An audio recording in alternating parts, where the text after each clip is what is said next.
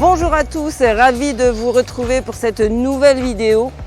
Une nouvelle vidéo un petit peu particulière puisque je ne vais pas vous parler d'un seul modèle, mais je vais vous parler déjà de toute une gamme. Gamme de la marque Nipponia. Nipponia, qu'est-ce que ça vous dit? Tout de suite, ça vous parle Japon? Eh bien pas du tout. Nipponia, c'est une marque grecque. Eh oui, une marque grecque fondée en 1992 par Andreas Gorgolis. Et quand je vous dis Gorgolis, vous pensez peut-être à la famille Gorgolis qui avait fondé la marque Mego en Grèce, assez connue là-bas parce qu'elle a fourni de nombreuses administrations. Donc Andreas Gorgolis fonde cette marque en 1992 au Japon justement. Nipponia propose à l'époque un modèle économique assez innovant, faire fabriquer des motos et des scooters en Asie avec un style et une qualité et des performances équivalentes au modèle japonais, d'où le nom Nipponia évidemment. Et si je vous parle de Nipponia aujourd'hui, c'est qu'elle est tout nouvellement distribuée en France par E-City. E-City que vous connaissez déjà parce que vous avez vu quand même de nombreuses vidéos sur Motorlive au sujet des électriques, notamment les modèles Artelec à l'époque qui s'appellent aujourd'hui E-City tout court. Donc j'ai à côté de moi aujourd'hui 5 modèles. Les 5 modèles tout nouvellement proposés en France avec, vous voyez, des styles et des gabarits différents, des performances aussi différentes. Je ne vais pas pouvoir essayer toute la gamme aujourd'hui des scooters électriques Nipponia, mais je vais en essayer 2. Déjà, ce sera pas mal. On est dans les hauteurs de Grasse, il fait chaud, il fait beau, enfin bien meilleur qu'à Paris. Donc ça va être sympa. Vous venez avec moi ?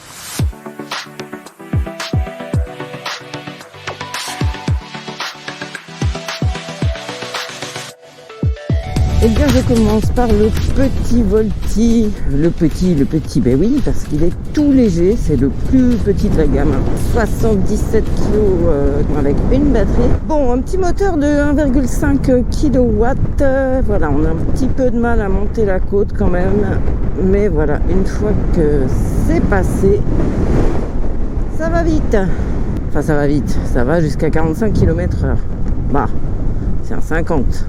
Petit moteur assez brave, hein, ma foi, du moment qu'on n'est pas en côte. Il y a juste quand même un petit effet on-off au démarrage. Alors du point de vue ergonomie, eh bien, il est tout petit, il est très facile d'accès avec sa selle à 750 mm pour les petits. En revanche, les grands seront assez bien aussi parce que le guidon est bien haut. C'est un petit guidon un peu corne de vache, c'est marrant. Bon, et puis on a le plancher plat qui est bien vaste, bien d'espace pour les pieds. J'aime bien le moelleux de la selle, elle est bien large en plus, donc c'est plutôt agréable. Bon, les suspensions font pas de miracle, mais la selle compense. Et puis la fourche ne sautille pas trop non plus sur terrain plat. En question agilité, vous vous doutez bien que c'est une petite anguille. Très agile. Une chose qui peut être un petit peu surprenante niveau moteur, c'est qu'il n'y a pas du tout de frein moteur justement. Du coup, on utilise un petit peu plus les freins qui ne sont pas couplés, avec suffisamment de consistance à l'arrière. C'est un petit peu plus mou à l'avant, mais d'un autre côté, c'est pas plus mal. Niveau instrumentation, c'est simple et basique. De même, aux commandes, on a 2 modes. Le mode 1 limité à 30 km/h. Le mode 2 jusqu'à 45. Bon, alors pour cette prise de contact, on n'a pas pu tester l'autonomie. Il est question de 53 km avec une batterie. Je ne peux pas vous le confirmer, mais en tout cas, c'est à peu près dans la moyenne de ce que proposent les 50 batteries de 1,4 kWh. Mais comme vous pouvez acheter une deuxième batterie, ça vous fait au total une autonomie de 100 km. Bon allez, on va passer sur l'équivalent 125, le e-Viable.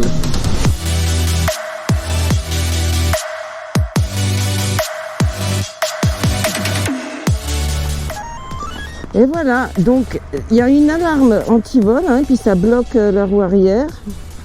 Donc faut pas oublier de l'enlever, voilà. Hop, contacteur Smart Key, très volubile, on va dire. Donc nous voilà sur le e-Viable, équivalent 125, enfin ou plutôt équivalent 80 on va dire, parce qu'il est annoncé à 75 km/h de vitesse maxi. que je n'ai pas pu tester puisque nous ne sommes restés qu'en ville, mais le moteur 3 kW il va bien quand même, il va bien.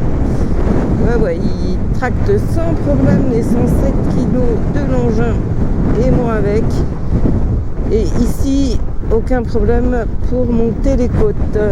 On a un petit effet on-off aussi, mais pas tout de suite au démarrage en fait. Juste après avoir démarré, on peut qu'avoir quelques petits à-coups. Et comme sur le Volti, pas de frein moteur. Niveau gabarit, on est quand même un cran au-dessus du petit Volti. On a des jambes de 14 pouces. C'est pas pour ça que la selle est plus haute, elle est même moins haute, à 745 mm. Et donc très accessible. Et ici on a un petit vide-poche fermé avec prise USB, c'est toujours pratique. On a bien de la place sur le plancher plat. Niveau freinage, alors là du coup c'est très très consistant. Levier gauche, c'est un freinage couplé avec 3 pistons à l'avant. C'est vraiment très puissant. Et les deux disposent d'un petit peu de régénération au freinage. Ah voilà, et puis alors les clignotants sonores, très sonores aussi. Pour ce qui est du confort, les jambes de 14 sont quand même bien leur boulot. Les amortisseurs sont plutôt efficaces aussi. En tout cas, ces jambes de 14 pouces, ça lui confère une bonne tenue de route. On a une instrumentation qui est bien claire et lisible, sauf en plein soleil, avec pas mal d'informations. La seule petite chose qui me chiffonne, c'est que comme sur le Volti, il n'y a pas de trip partiel continu. En fait, il s'arrête à chaque fois qu'on met le contact et il repart à zéro. Ce e-Weiball est annoncé avec ses 2 batteries livrées de série, 3,7 kWh. Il est annoncé à 107 km d'autonomie. Bon, c'est ni bon ni mauvais, mais il faudra vérifier lors d'un essai plus complet. Plus d'infos techniques et des détails sur motoservice.com, et je vous fais un bisou sur le masque et je vous dis à bientôt pour une nouvelle vidéo. En tenant compte du bonus écologique, comptez 1 999 € pour le Volti et 3 415 € pour le e-Weiball. Des tarifs intéressants par rapport à la concurrence et plutôt cohérents au regard des qualités de ces 2 scooters électriques. Avec leur style assez original, les Nipponia ont donc leur carte à jouer sur ce marché en plein développement.